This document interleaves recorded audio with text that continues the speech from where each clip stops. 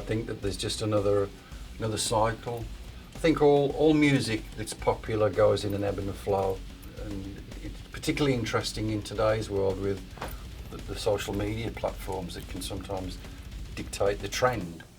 And as we've seen just recently, I mean, the first track that went to iTunes singles was number one almost instantly through that way of exposing the music, and the vast majority of those people are from a different generation than ourselves.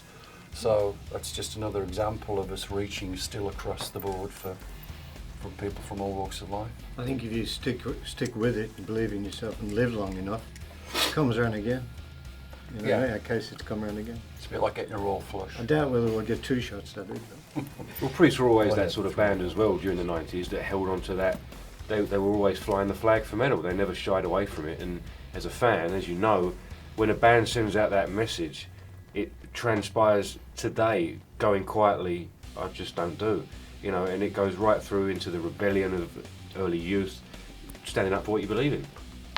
You know, early 70s when the band was putting out the first records, till today. To whatever you have to confront to put your stamp on the world, you know, that message runs right through the career. And I thought that was great in the mid-90s, that they unashamedly heavy metal. We've always flown the flag for metal and believed in it. And I said earlier on today, the kids, they're very perceptive, you know. They know if you're just going out on the road for a quick buck, you know. We go out and play Judas Priest heavy metal because we love to play heavy metal. And we genuinely love it, and the kids know that. They feel it with you, they enjoy it with you, they come to the shows, we all enjoy it together. It probably did confuse a few people, but we never said anything other than we're not going to do any more world tours. This is our last world tour. But, you know, we will consider other dates and doing other shows. So it may have caused some confusion, but, you know, we didn't mean to. I think it's well understood. I mean, that the life of Judas Priest has been based on being as honest and straightforward and truthful as you possibly can be. So it was a little bit of a misspoke when we put that whole thing together. I think internally that's where we were at that time. And it wasn't a trick or anything. I think we wouldn't have been playing 2.5 hours a night really if it was just another tour. Exactly, we'd have been playing an hour and 20 minutes and taking the money and run, and that would have been terrible. So then, of course, Richie's in the story at this junction. The fact that we were doing that farewell tour with the guys that had just joined us, and it was the excitement and the energy night after night and the love that was going down around the world that really made us feel, firstly, we have to make another record, and secondly, that, you know, we can't possibly stop this live experience, because we've always been first and foremost a live band. To stop that would be ridiculous. In our world, we just go for everything. We try everything. Sometimes it doesn't work. Most of the times it does. I'm glad you raised that Turbo album. There's some great songs on there, and we put our foot into some new sounds. And I remember the day that Glenn had that special pedal board delivered. We were in Spain. Synth guitar. And the synth guitar was a new invention, and rather than going, oh, that can't possibly sound metal, we embraced it. One of the first metal bands, if the only metal band, to make it sound great, with songs like Out in the Cold and Reckless and Turbo Lover, which when you hear that played live, just, you know, throws you against the wall.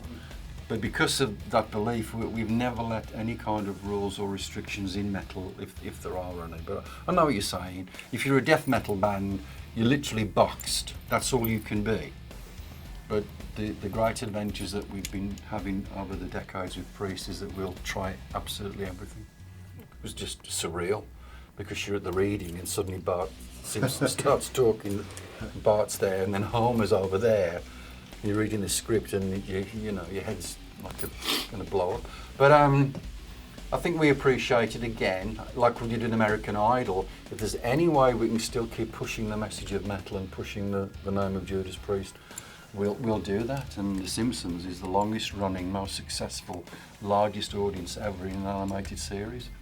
So who would say no? Especially when they're very picky and choosy.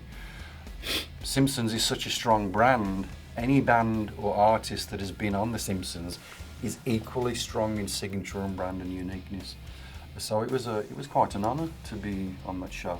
No, we didn't. We had no idea, and of course when it happened, it was just a storm. It was trending for days and days across different media platforms, and I'm at home going, "God, it's just a cartoon, you know, let it go." But all respect to the Simpsons people, they realised what was going off, and then the next thing you see, the next episode, it starts with Bart riding Judas Priest, and they didn't need to do that, but that was just a very, very sweet thing for them to offer back in redemption if they needed to redeem themselves. I don't think they did, but it was just a really cool thing. And just, who would not want to be in a Simpsons episode?